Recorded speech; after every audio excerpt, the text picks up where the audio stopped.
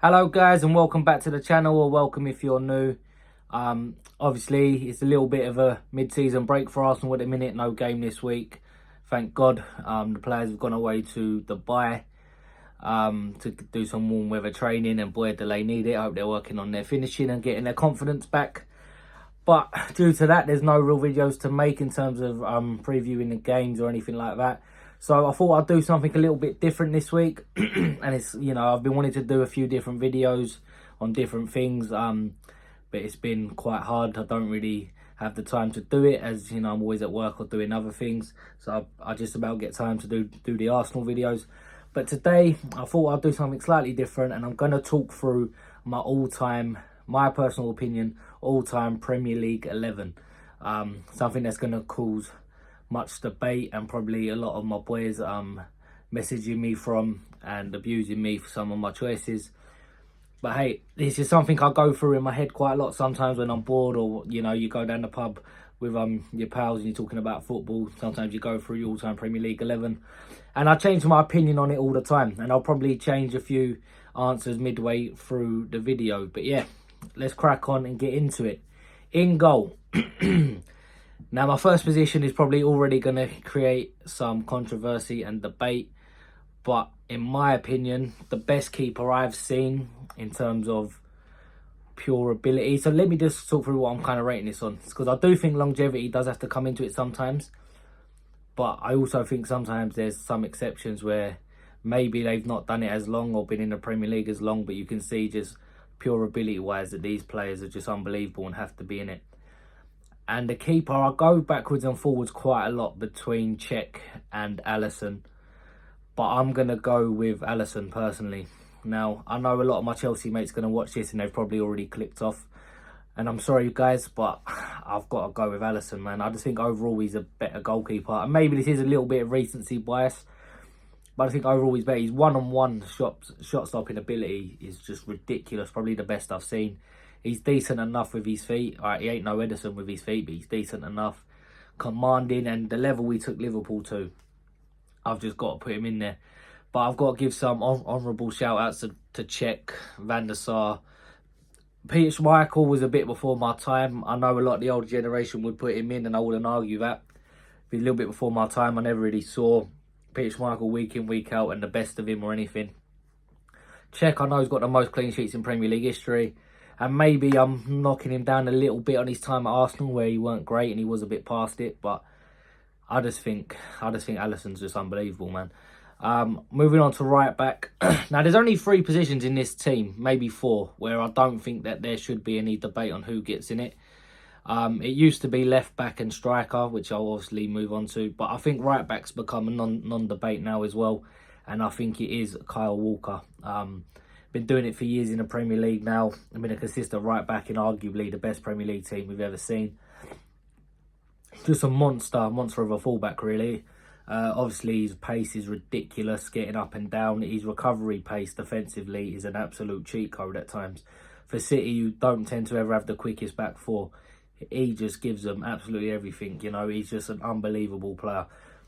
You rarely see him struggle against a winger or get done. Obviously, he does have games and players who he struggles with, but overall, just so consistent and so good. Based on his time at City, by the way, there's no Spurs players going in this. So there's any Spurs fans watching, you might as well click off now if you think any of your players are going in. So, Kyle Walker. Centre-backs. So my first centre-back is going to be John Terry. I think it sort of goes without saying. I think he's another one who will get into majority of people's teams. I think he was just an unbelievable player. Great defender. And I think he's quite underrated maybe of how good he was on the ball. I mean, his left foot pings and diags, just the way he used to ping them over the top or switch a play on his left peg, was unbelievable. Great on the ball. King at defending the sort of near post. Just a great player. Absolute dickhead of a person, but what a player. And he has to be in it. Now, next to him, this one I've been going backwards and forwards on for quite a while. I'll take a sip of my drink for this, because I think this will be the one I think causes the most debate. But I've been going through it in my head, and again, honourable people to mention, Vidic, Campbell. I thought Carvalho was really good company, but the man I've gone for is Virgil van Dijk. And I'm sort of contradicting myself a little bit in the beginning, saying, you know, longevity's got to come into it, because he didn't have the longevity of like the Ferdinands. I forgot to mention him, Ferdinand and some others in the world. And he's not got the titles of all these players. But I just think for an absolute maybe season and a half, 2 seasons when he was at his best, I don't think I've seen a level like that in the Premier League. I thought he was ridiculously good. Couldn't get past him. He had that aura about him. People couldn't run past him. You couldn't beat him in the air. You couldn't fight him. Couldn't outrun him. His passing's unbelievable. The switches in play that he has from left to right onto Salah's chest to beat presses, or over the top to Mane when he was there.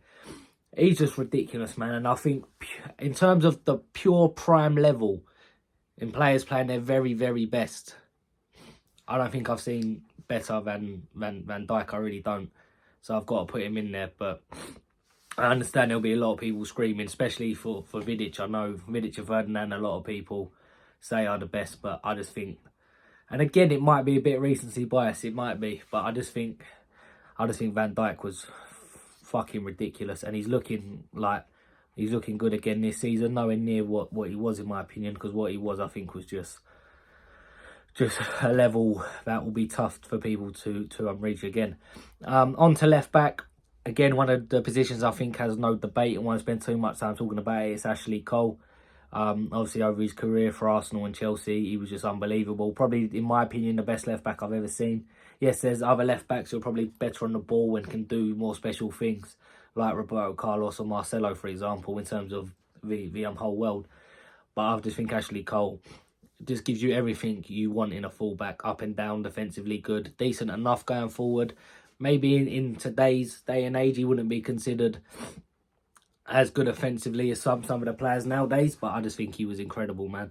The other 2 honourable mentions, well, 3, would be Andy Robertson, who I think is really good. Had a great career at Liverpool. Don't like him. I think he's an absolute knob, but great player. Evra, obviously, amazing at United for years. And then Dennis Irwin would be another one, but that's purely on rep, because again, I didn't see the best of him. But I know, again, if you ask the older generation of fans, you know, they'd probably all put him in there. Now, midfield's tough, and I'm probably going to change my mind through this a few times. I'm going to go with a 4-3-3. I was going to go with a 4-4-2 and try cheat my way out of it, but 4-3-3 is my favourite system, and I think I'm just going to have to just go for it. So, in holding midfield, and this is where I find the hardest, because I'm tempted to go with who I think are the 3 best players, or try to play them properly by position. I think I'm going to go with who I think are the 3 best midfielders, and, you know, they can sort of mix it around in this system. So holding midfield, I'm going to go with Yaya Toure. I think for about 2 seasons when he was in the Premier League, he was the best player in the Premier League. You know, if you needed to hold a goal out, you could put him centre back. If you needed a goal, you'd put him up front. He was just unbelievable. The way he could just storm past players, the free kicks he would score as well. I think he's the only player in Premier League history with an 100% penalty record, with 11 out of 11 as well, if I remember rightly. But just overall ability for a couple of seasons was just crazy. Arguably the best midfielder we've ever seen in the Premier League. But not for me personally, just misses out. But he's got to be in the all-time 11, I think. And then in one of the 8 roles, I've got to go with Kevin De Bruyne, who I think is the best midfielder the Premier League's ever seen. I think he's better than like the Gerrard, Lampard, Scholes, Toure and all that. I think his consistency over the years has just been insane. I just think he's an unbelievable player. The way he can get forward, the power he can run with, the passing ability, the striking ability off both feet. The assists, some of the assists this man's got in Premier League history is just crazy. The important goals, the big games. I just think he's the man. I think he's unbelievable. So Kevin De Bruyne. And then in my other midfield position, this has been tough. I'm still not, I'll be honest, as we're recording this now, I'm still not sure who I'm even going to place in it. I've always had a soft spot for Lampard, and I've always put Lampard in there purely because of the goals he scored. But also I think his overall plays maybe gets a little bit underrated compared to some of the others. He could easily play deep and, you know, sit and dictate play if he needed to, but his ability to get forward and score goals was incredible. David Silva, one of the technically best players I think we've seen. Obviously, Steven Gerrard, Paul Scholes.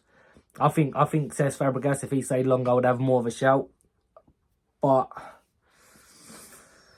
I actually don't know how I'm going to go with it. I'm tempted to put Gerrard in there, but the guy never won a Premier League, and I find that a bit hard to put him in there because of that. But I think overall as a player, I think he had the most of everything. You know, his ability. You could play him DM, you could play him right back, you put him on the wing, up front, in the midfield. And I remember Jamie Carragher saying something with the whole Gerrard, Scholes and Lampard debate. He said something that really kind of changed my mind on it when he said, people say that Lampard and Scholes were better, but Ferguson and Mourinho tried to sign Gerrard to play for their teams when they had Scholes and Lampard. I was like, fucking hell, yeah, he's got a point. I think I'm going to just edge it at the moment to Stevie G, which is bit controversial because I don't like having someone in who's not won the Premier League, but I think if you can make an exception for anyone, I think it has to be Gerrard. I think it's his overall ability as a player. I think he had the most of both sides of the game, which is something I've always loved in a player. So I'm going to go Steven Gerrard. Front three. Oh, this is tough as well. The way I'm going to try and make it easier for myself is just play people in the positions that they actually played in. So left wing, Cristiano Ronaldo. I think goes without saying, you know, if he had stayed his whole career in the Premier League, he would be considered the best player to ever play in the Premier League. Just a ridiculous player, the second best player of all time, in my opinion. Obviously, we saw the best of him at Madrid, but, you know, he had 2 or 3 seasons at United where he was absolutely incredible, which, you know, he won a Ballon d'Or whilst playing in England. Don't really need to say much more about Cristiano. On the right wing, I've got to go Salah. Again, will be controversial. I know there's all my Chelsea mates, well, not all of them, but especially one of them, my mate Charlie, will be screaming that I've not gone with Eden Hazard. It was great, but I just think Salah's consistency since he's come to Liverpool, the goals he scored, the moments in which he wins games, big games as well, seems to always score in a big game. I can't not have Mo Salah in there. You know, footballing ability-wise, there probably are others who are arguably better than him, like Hazard, for example. But I just think the numbers he's put up for the last, how long has he been at Liverpool since he's come back? It's got to be, 7, 8 years, something like that. You know, he's broke into the top 10 all-time Premier League top goal scorers now.